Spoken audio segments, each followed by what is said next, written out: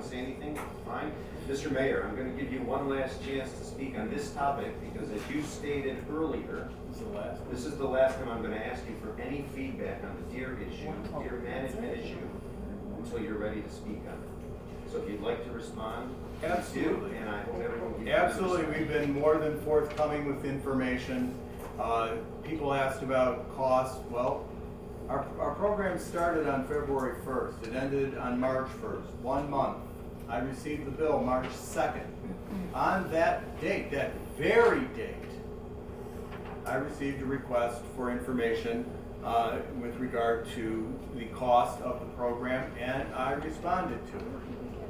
We knew exactly zero about what the total was going to be until we had that bill. We knew what the traps cost per month to rent. That included servicing. We knew what the cost of processing the deer for donation costs, but we did not know what the total cost of our program was going to be until we indeed received an invoice. And I've given that invoice. I mean, someone came and I didn't make them go to the law director with a public records request.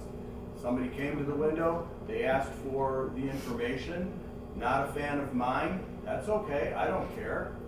They got a nice letter from me breaking down the invoice that was attached. They got a copy of the bill. They called and made threats to our vendor. That's how mature and sophomoric these people are. Are you looking at me? No. I know you're looking like it's the You're first looking time. right at me like First time I'm you made eye contact over here. First time. I didn't call anybody. And, no. I know, but the eye contact, all of a sudden it's coming this way. Look the other way. You want me to look the other way? Yeah. No, continue. Okay. Go ahead. You know, most certainly, we have been as forthcoming as we could be with factual information. I do not have the luxury of sitting up here and making stuff up. I don't have the luxury of sending out a letter as a former public official did and pipe dream about something that probably didn't even happen. When I saw something like that, I fact checked. I happen to know a lot of Walton Hills public officials. I happen to know how their program was conducted. I happen to know that that program went on for more than a year after Mr. Allen said he witnessed such a heinous story, heinously reported act. If that had happened in Lyndhurst, and any one of these councilmen had seen it, or if I had seen it being conducted in that way, it would have stopped immediately. No question, it would have stopped immediately.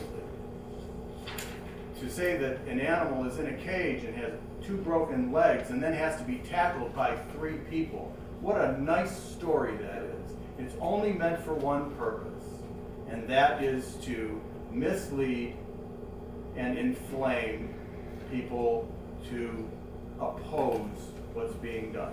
I don't know for what purpose. No. And I oppose it no matter what. I So, oppose it I no don't matter have- what. We have been more than forthcoming. I know, Why Julie, you have you've to gotten do a it ton all? of information, both from the Division of Wildlife and from me personally.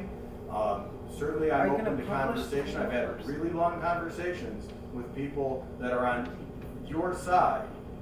And it's been very helpful to me to get their point of view and to share my point of view and to open ourselves up to conversation about what is possible. Sitting on our hands and doing nothing, Ms. Walker, is not possible. Thank you, Mayor. Hey, Appreciate why? it very much. Why? This evening, we will now be done with Why? comment, Why? and we move on to our legislation. First will be ordinance number 2016-15. Ordinance number 2016